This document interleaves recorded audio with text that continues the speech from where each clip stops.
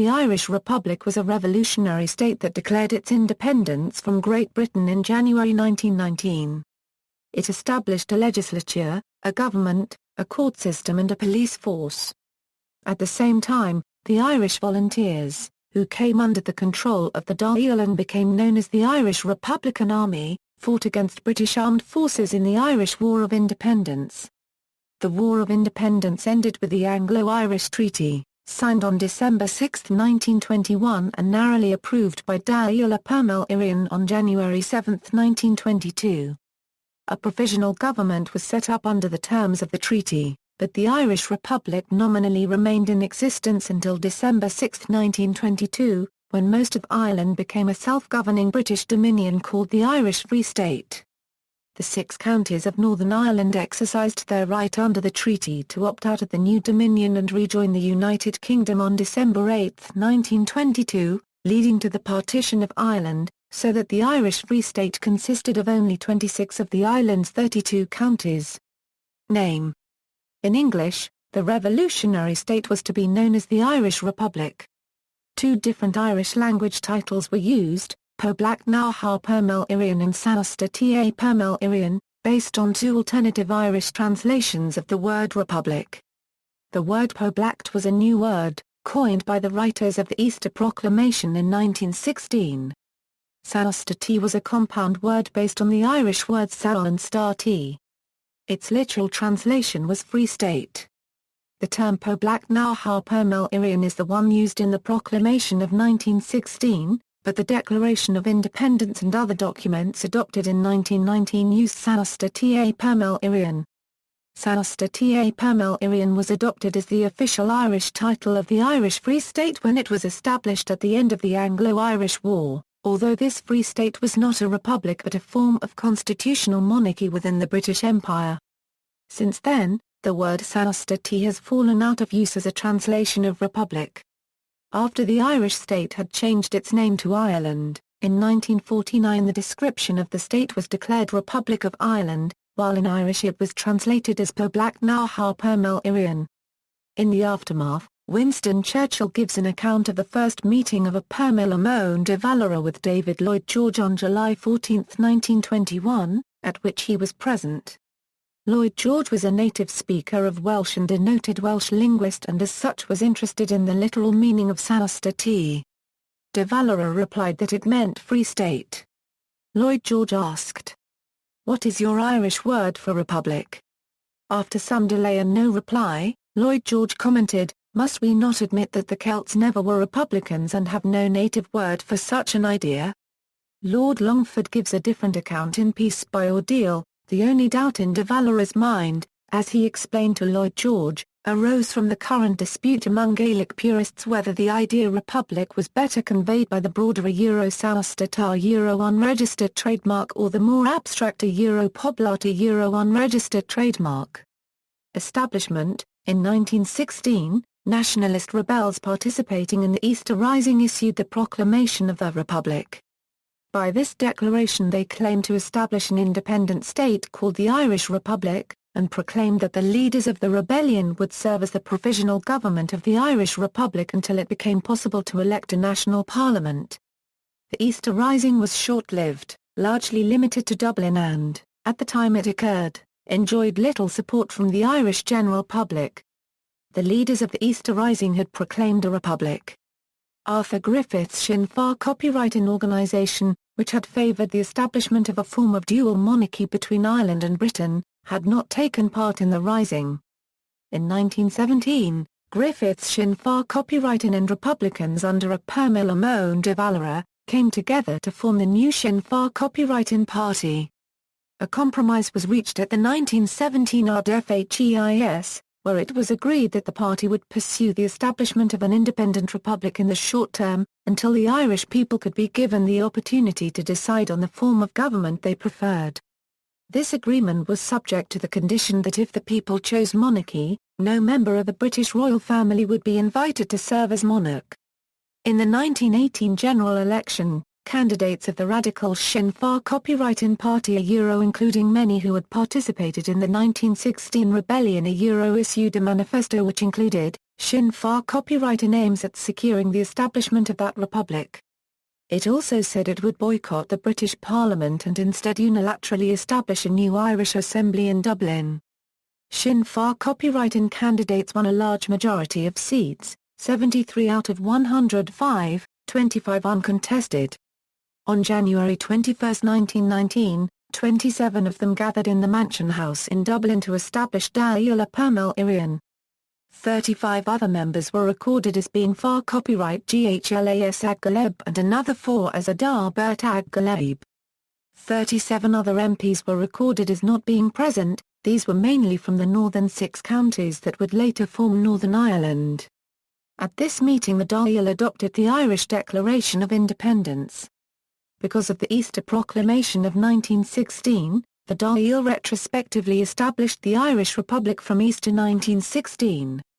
On the same day as the Declaration of Independence was issued, 2 members of the Royal Irish Constabulary escorting a cartload of gelignite were killed in the Tipperary Solarhead Beg ambush, carried out by members of the 3rd Tipperary Brigade, Irish Volunteers, led by Dan Breen and C.N. Tracy. This ambush had not been ordered by the Dáil, but the course of events soon drove the Dáil to recognise the Volunteers as the Army of the Irish Republic, and so the Solarhead Beg incident became the opening incident of the undeclared Anglo-Irish War between the Volunteers and Great Britain.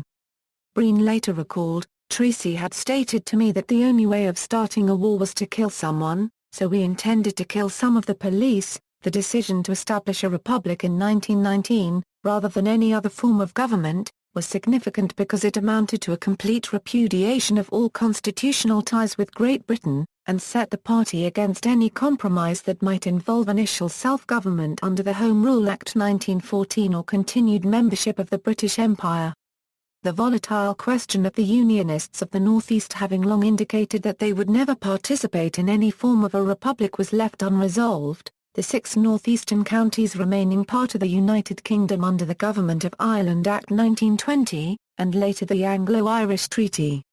Institutions of government. Dáil Éireann. The central institution of the Republic was Dáil Éireann, a unicameral assembly formed by the majority of Irish members of Parliament elected in the 1918 general election.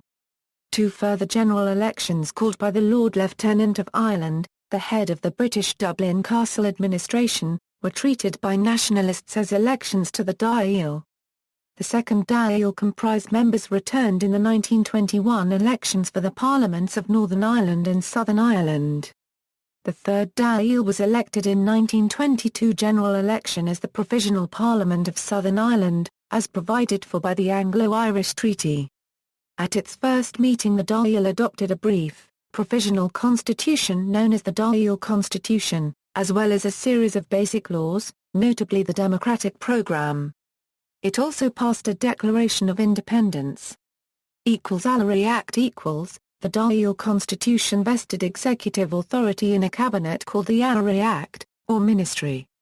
The Alary Act was answerable to the Dáil, which elected its head, known initially as the President of Dáil Éireann. He in turn appointed the ministers. According to the original version of the constitution enacted in January 1919, there were to be 4 ministers. Minister of Finance, Minister of Home Affairs, Minister of Foreign Affairs, Minister of National Defence. In April 1919, the ministry was increased in size to not more than 9 ministers.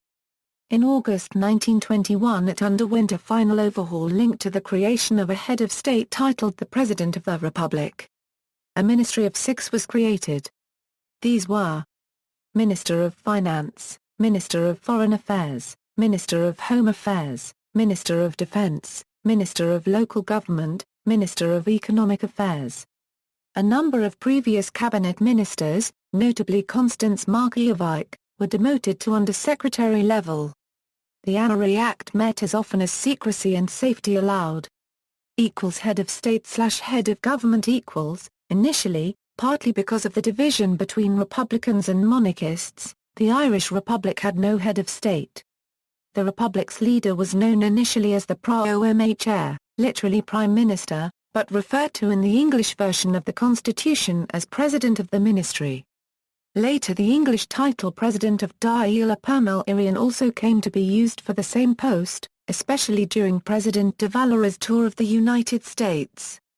On August 26, 1921, de Valera had the Dáil appoint him to the new post of President of the Republic, so that he would be regarded as the head of state in the forthcoming treaty negotiations. This was to assert the claim that the negotiations were between two sovereign states, and not that it was between the British government and local politicians. After de Valera's resignation in January 1922, his successors Griffith and Cosgrave called themselves President of Dáil Éireann. Military The military branch of the Irish Republic were the Irish Volunteers who, in the course of the War of Independence, who were formally renamed the Irish Republican Army to reflect their status as the national army of the declared republic. Despite being theoretically under the command of the Dáil's ministry, in practice individual IRA columns enjoyed a high level of autonomy, subject to headquarters in Dublin.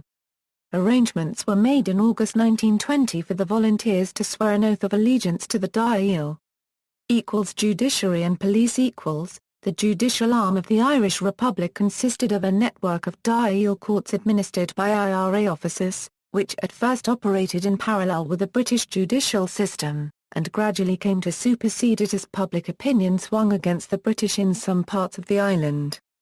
British law allowed for the arbitration of disputes, provided the parties agreed to it, and as the Dáil courts were initially described as arbitration panels it was impossible to outlaw them. In other cases the Dáil courts proved more popular because of the speed and efficiency of their functioning, compared to the local assized courts.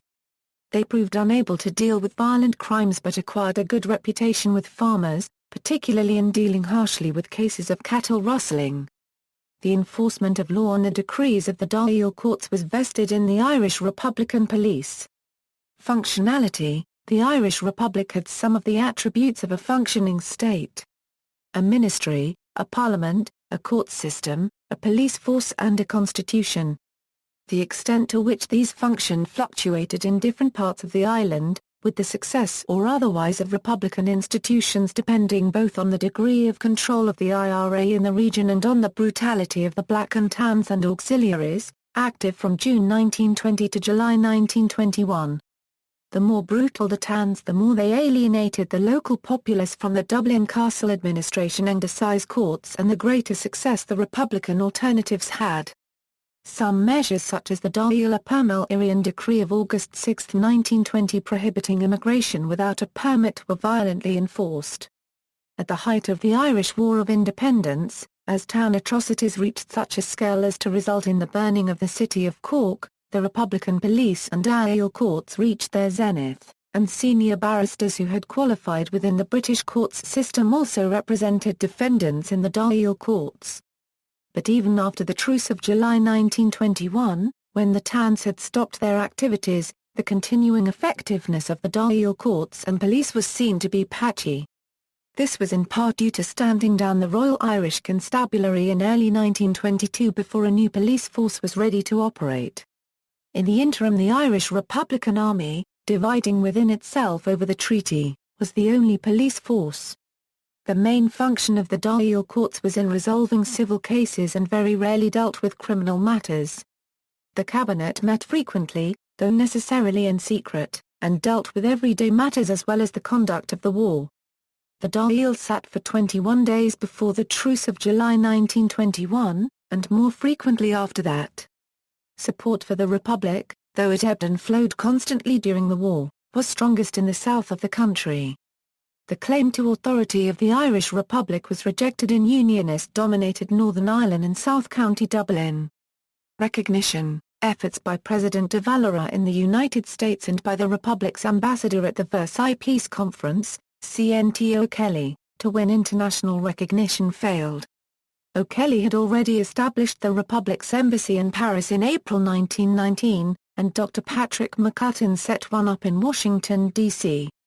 At the same time, despite heavy lobbying from prominent Irish Americans, President Woodrow Wilson refused to raise the Irish case at the conference as he did not want to antagonize the British. Finally in June Ireland's demand for recognition was conveyed to Georges Clemenceau, the conference chairman, without effect. In June 1920, a draft treaty between the new Russian Socialist Federative Soviet Republic and the Republic of Ireland was circulated in Dublin. E. H. Carr, the historian of early Bolshevism, considered that the negotiations were not taken very seriously on either side. The issue of recognition raises the question of how much the new Dáil, particularly de Valera, fully appreciated the developing relationship between the victorious powers following the war. Wilson had promised self-determination for nations and international norms were changing. Article V of Wilson's 14 points outlined in January 1918 did not, however, promise that all colonies would be decolonized on demand at the end of the war, but that a colonial population's claim for arbitration would have equal weight with any claim by its government. In declaring independence unilaterally for the whole island, the new republic had denied equal weight to the wishes of Britain or the Irish loyalists. Having misunderstood or misread this part of Wilson's formula, the Dáil still required his support against his main ally. The obvious problem was that the Irish Republic's Declaration of Independence of January 1919 was hostile to Britain, which was one of the four main powers arranging terms at Versailles. The RSFSR was also not invited to Versailles. Although armistices were holding, World War I was technically unfinished until the treaties ending it were signed, starting with Germany on June 28, 1919. The British view was that the 69 new Sinn Féin copyright-in members of Parliament had chosen not to take their seats at Westminster, and that an Irish settlement would be arranged after the more important treaties with the former Central Powers had been signed off, involving Sinn Féin copyright-in as the representatives of the majority, whether or not it had proclaimed a republic.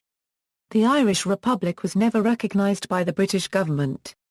Because its original contents were not seen as workable, the government under David Lloyd George abandoned plans to amend the Third Home Rule Act enacted in 1914, having called the Irish Convention in 1917 a Euro-18. The British cabinet started in September 1919 to work from Walter Long's 1918 proposals, and in December 1920 they enacted the Government of Ireland Act 1920. This allowed for two Home Rule islands, partitioning Ireland into Northern Ireland and Southern Ireland. Each island was to have two bicameral parliaments, with a shared chief executive, the Lord Lieutenant of Ireland, and a Council of Ireland which was intended to be an embryonic all-Ireland single parliament. The proposal was greeted with mild enthusiasm among Irish Unionists in the new Northern Ireland, who had never sought their own home rule, but was rejected by a combination of Irish Republicans, Irish Nationalists and Irish Unionists who were not in Northern Ireland. While rejecting the right of the British Parliament to legislate for Ireland, Sinn Féin copyright-in took the opportunity of the two general elections in May 1921, one in the north and one in the south, to seek a renewed mandate for the Republic. No contests resulted in the south, with all seats returning the nominated Sinn Féin copyright-in candidate. The new Parliament in Belfast first sat on June 7, 1921, and while it did not formally recognise the Republic, its Premier, Sir James Craig, had secretly met with a Premier Lamond de Valera in Dublin in May 1921. This was a de facto recognition of de Valera's position, but also recognition by de Valera that Craig could not be ignored. The truce signed between representatives of the Dáil and Britain was agreed on July 9, 1921, to become effective from noon on July 11. This marked the end of the Irish War of Independence. On July 14, 1921, a Premier Lamond de Valera met David Lloyd George in London for the first time to find some common ground for a settlement. He had been invited as the chosen leader of the great majority in Southern Ireland, but tried to extend this to a British recognition of the Republic. In August, in preparation for the formalities, de Valera had the Dáil upgrade his status from Prime Minister to full President of the Republic. As a head of state he then accredited envoys plenipotentiary, an accreditation approved by the Dáil. This accreditation gave them the legal ability to sign a treaty without waiting for approval from the Republic's cabinet, some of whose members were among the envoys. However, the British view was that they were not envoys, and they recognised them only as elected members of Parliament representing those Irish people who wanted independence in one form or another. By September, the British called for a conference with the envoys to ascertain how the association of Ireland with the community of nations known as the British Empire can best be reconciled with Irish national aspirations. De Valera replied on September 12, "Our nation has formally declared its independence and recognises itself as a sovereign state." The same invitation was repeated and negotiations started on October 11. Anglo-Irish Treaty. Each side in the 1921 negotiations used sufficiently elastic language to enable the Republic's delegates to suggest that what was taking place was interstate negotiations, while allowing the British government to suggest that it was an internal United Kingdom of Great Britain and Ireland matter. The Anglo-Irish Treaty, when signed on December 6, was similarly put through three processes to satisfy both sides. It was passed by Dáil Éireann, to satisfy the belief in the Republic's supporters that it was a state and its parliament was sovereign. Passed by the United Kingdom, to satisfy British constitutional theory that a treaty had been negotiated between His Majesty's government and His Majesty's subjects in Ireland. Passed by the House of Commons of Southern Ireland, to reflect the belief in British constitutional law that Ireland already possessed a Home Rule Parliament. In reality, the House of Commons had the same membership as the Dáil, though anti-treaty members of the House stayed away. Finally, the two structures of government and the republics began a process of convergence, to cover the year until the coming into force of the new Irish Free State. Dissolution. By approving the Anglo-Irish Treaty on January 7, 1922 and the Constitution of the Irish Free State in October 1922, the Dáil agreed to the replacement of the Republic with a system of constitutional monarchy of the Irish Free State. In January 1922, a provisional government came into being, but the Irish Republic was not dismantled. Its institutions continued to operate in parallel with those of the Provisional Authority. Michael Collins was designated as chairman of the Provisional Government, in theory answerable to the House of Commons of Southern Ireland and appointed by the Lord Lieutenant. In contrast, the Republic's Honorary Act continued with Arthur Griffith as President of the Republic following de Valera's resignation. However, the two administrations were progressively merged until in August, following the deaths of both Griffith and Collins, W.T. Cosgrave assumed both leadership positions simultaneously, and so the two most important offices effectively became one, producing a unique constitutional hybrid. A Crown-appointed Prime Minister and a President of a Republic. Both parliaments, the Second Dáil and the House of Commons, were replaced by a joint parliament known variously as the Third Dáil or the Provisional Parliament, elected on June 16, 1922. As a constituent assembly, this enacted a new constitution with the passage of the Irish Free State Constitution Act.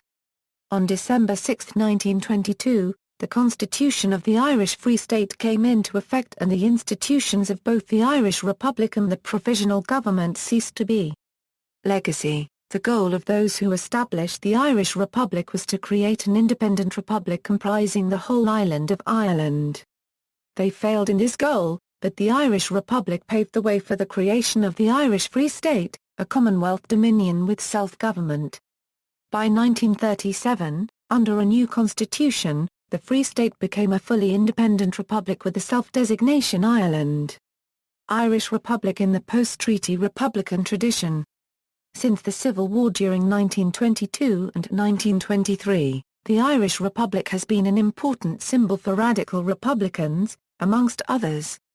The Civil War began in June 1922 when both Sinn Féin copyrighting and the IRA split between those pragmatists, who supported the treaty, and those hardline Republicans who opposed the compromises it contained. In particular, the anti-treaty faction objected to the continued role in the Irish constitution that would be granted to the British monarch under the Irish Free State. When the Dáil ratified the treaty, its opponents of the agreement walked out, arguing that the Dáil was attempting to destroy the Irish Republic, and that its members had no right to do so. After the Irish electorate voted in a majority of pro-treaty candidates to the Dáil, a Permillamone de Valera declared that the people have no right to do wrong. Opponents of the treaty refused to recognise either the Provisional Government or, when it was established, the Irish Free State, insisting that the Irish Republic continued to exist as a de jure entity. Their line of authority included some TDs but also the Army Executive of the IRA, which decided in early 1922 that it, and no longer the Dáil, was the only body loyal to the Republic. In August 1920 it had sworn allegiance to both the Dáil and the Republic, and felt that the Dáil had broken its oath when it voted to approve the treaty. Arguments about abandoning the Republic had, however, been very fully discussed during the treaty debates. The anti-treaty faction also refused to recognize the Third Dáil, as the Second Dáil had not met to dissolve itself formally. Anti-treaty Republicans considered the Third Dáil, and all future institutions arising from it, as illegal. The anti-treaty side was then defeated in the Civil War. Most militant opposition to the Free State came to an end on May 24, 1923 when Frank Aiken, Chief of Staff of the IRA, issued the order to dump arms, and a Père Milamone de Valera issued his address to the Legion of the Rearguard. A Père Milamone de Valera continued as president of the Sinn Féin copyright political party. In March 1926, a Père Milamone de Valera, along with most anti-treaty politicians, founded a new party called Fianna Fáil and ended their boycott of the institutions of the Free State. Nonetheless, a hardline minority continued to reject the legitimacy of the Free State and its successor, Republic of Ireland. In 1938, a group calling itself the Executive Council of the Second Dáil delegated its self-declared authority to the IRA Army Council. The Irish Republican Army ultimately ceased military operations against Ireland in 1948 but continued to consider itself the legitimate government of all Ireland. The Provisional Irish Republican Army split with the original IRA in December 1969 and afterward claimed that it was the sole legitimate representative of the Irish Republic. It based its claim, in part, on the support of Second Dáil member Tom Maguire. The PIRA conducted a campaign of bombings and shootings in Northern Ireland from the late 1960s until 1998, and its political wing, the modern Sinn Féin copyright party, used to insist that the Irish Republic was still legally in existence, with the Provisional IRA as its national army, and the IRA Army Council Ireland's sole legitimate government. This view is still upheld by Republican Sinn Féin copyright and the Continuity IRA.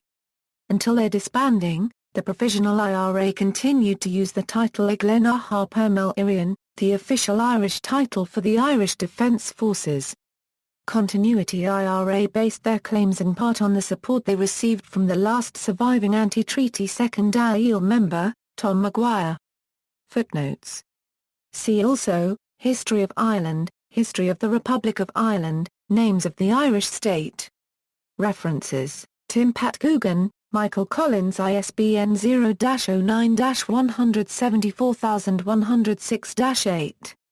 Tim Pat Coogan, a Père Milamone de Valera, ISBN 0-09-175030-X. R. F. Foster, Modern Ireland 1600 1972. Joseph Lee, The Modernisation of Irish Society. F. S. L. Leon, Ireland Since the Famine. Lord Longford, Peace by Ordeal. Dorothy McArdle, The Irish Republic. Earl of Middleton, Ireland, Dupe or Heroine? Arthur Mitchell and Pádraig Snadeir, Irish Political Documents 1916–1949. John A. Murphy, Ireland in the 20th Century. External links, Anglo-Irish Treaty debates online.